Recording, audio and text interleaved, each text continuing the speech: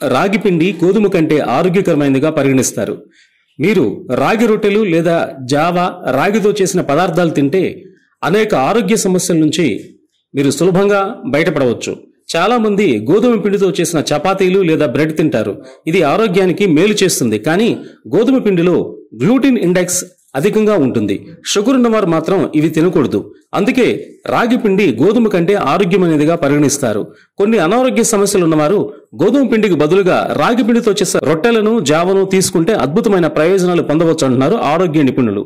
రాగులలో calcium, iron, protein, fibre, minerals, ఈ ధాన్యం fat శాతాన్ని కలిగి ఉంటుంది. ముఖ్యంగా అసంతృప్త కొవ్వులు కలిగి ఉంటుంది. ఇది చాలా సులభంగా జీర్ణమవుతుంది. వాస్తవానికి రాగుల పిండితో చేసిన వంటలు చలికాలంలో తీసుకోవడం వల్ల ఆరోగ్యానికి మేలు చేస్తుందని డైటీషియన్లు అంటున్నారు.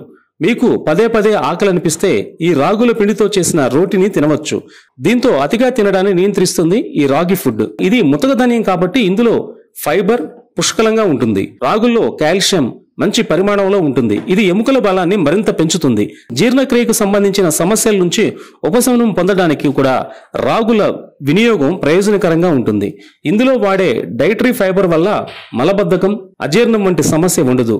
రాగుల్లో గ్లూకోజ్ స్థాయిలు, హైపర్ గ్లైసిమిక్ మరియు ఆక్సీకరణ ఒత్తిడిని నియంత్రించడంలో కూడా ప్రభావవంతంగా ఉంటుంది. రాగుల్లో ఉండే ఔషధ గుణాల వల్ల మధుమేహ వ్యాధిగ్రస్తుల్లో గాయాలు త్వరగా మానిపోతాయి. రాగి ఆరోగ్యకరమైన ప్రయోజనాలను కలిగి ఉన్నప్పటికీ ఒకవేళ మూత్రపిండాలు లేదా మూత్రనాళాల వ్యాధితో బాధపడుతున్నట్లయితే దీన్ని అసలు తినకండి.